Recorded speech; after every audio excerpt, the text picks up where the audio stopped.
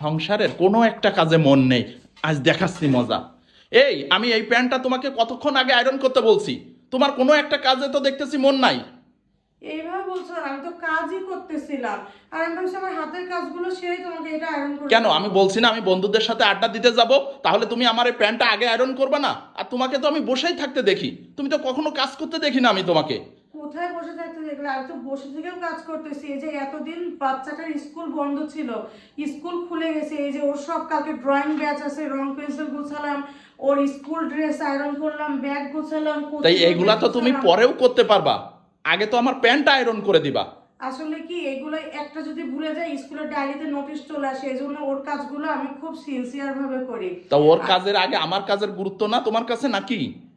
সব কাজে গুরুত্ব, এই কাজটা বেশি গুরুত্বপূর্ণ বলে আগে করতেছিলাম, আর এটা তো আমি করে দিতাম। এইভাবে মুখে পড়ে চেলে মারার কি আছে? ছেলে মারছি কেন বুঝতে পারতেছো না? আমি ভেবে রাখছি এই প্যান্টটা পরে আমি এখন বাইরে যাব বন্ধুদের সাথে আড্ডা দিতে। আচ্ছা, অন্যান্য প্যান্টও তো আছে, সেগুলোও তো পরা যায়, সেগুলো তো আয়রন করা। শোনো, আমি আজকে যে শার্টটা পরে যাব তার সাথে ম্যাচিং এইভাবে এই প্যান্টটা ভালো লাগবে, সেই জন্য আমার এই আচ্ছা, প্যান্টটা এত বলছি যখন আয়রন করতে। ইমার্জেন্সি, তোমার বোন তো হচ্ছে ঘরে শুয়ে মোবাইল চাপতেছে, ওকে দিয়ে আয়রন করে তুমি কি দিলে না? বললে? তুমি কি বললে?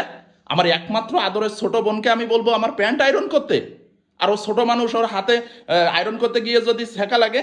সেইটাই, মানে কত দরদ তাই না, ভাই হয়ে যে বোনের হাত যদি পুড়ে যায় আয়রন করতে গিয়ে। হ্যাঁ। শোনো, বিয়ের আগে না আমি আমার বাবার খুব আদরের মেয়ে ছিলাম, আর আমার ভাইয়েরও খুব আদরের বোন ছিলাম। ওরাও না আমাকে দিয়ে কখনো কোনো কাজ করায়নি, কিন্তু এই সংসারে এসে আমি কোন কাজটা করি না বলো তো? তোমার আয়রন করা থেকে শুরু করে রান্না বান্না তুমি কোন করতে গিয়ে। তুমি কাজের কথা বললা? আচ্ছা, আমি যখন অফিস থেকে তোমাকে ফোন দিই তুমি বলো আমি এই কাজ করতেছি, এ করতেছি, তা করতেছি। আমি তো বাসায় এসে তোমার কোনো কাজ দেখি না। সেইটাই, আসলে কি জানো, মানে ঘরের বউরা যতই কাজ করুক না কেন সেগুলো চোখে পড়ে না। অথচ এই যে তোমার বোনের হাত পুড়ে যাওয়ার কথা বললে না, হ্যাঁ। প্রতিদিন রান্না করতে গিয়ে দেখো তো হাতে কতবার আগুনের ছ্যাঁকা লাগে।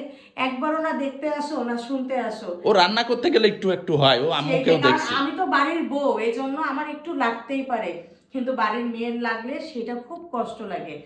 যাই হোক, বুঝছো, মানে এগুলা খুব খারাপ লাগে। এই সংসারের জন্য এত কিছু করার পরেও যে তোমরা এসব কথা বলো, এগুলো মানতে কষ্ট হয়ে যায়। কেন? আমি তো মানে তোমাকে কখনোই কোনো কাজ করতে দেখতেছি না। তুমি এই যে বসে আছো এখন, এই বসে না থেকে বসে থেকে আয়রনটা তুমি করতে পারতে এই তো। কাজগুলো দেখতে পাচ্ছ না? কালকে বাবুর ড্রয়িং ব্যাচ আছে, একবারে পুরো দিনের খাবার নিয়ে যেতে হবে। সেই খাবারগুলো পর্যন্ত আমি রেডি করে এই যে ডিপে রাখছি। কালকে থেকে স্কুল খোলা, ওর টিফিন নিতে হবে, সেই টিফিনগুলো পর্যন্ত এই দেখো একবারে সব বানায় রেডি করে রাখছি। অথচ আমার কাজ তোমরা চোখেই দেখতে পাও না। কি আশ্চর্যজনক বিষয় তাই না? শুধু বলো যে আমার কি কাজ, কি কাজ, কি কাজ।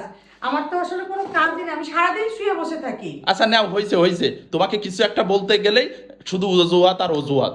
এই যে কথায় কথায় বলো না কিছু বললে অজুহাত। আর আমার একটা জিনিস কি খারাপ লাগে জানো, কি? যে এই সংসারের জন্য জান জীবন দিয়ে কাজ করি, এত তোমাদের কাছে ভালো হওয়ার চেষ্টা করি, তা তোমাদের কাছে ভালো না ভালো হতে পারি না, তোমাদের কোনো কিছুতে মন পাই। এইটাই হচ্ছে একমাত্র আমার আফসোস, বুঝছো? তোমার এই প্যান্টটা আমি এক্ষুনি আয়রন করে দিচ্ছি।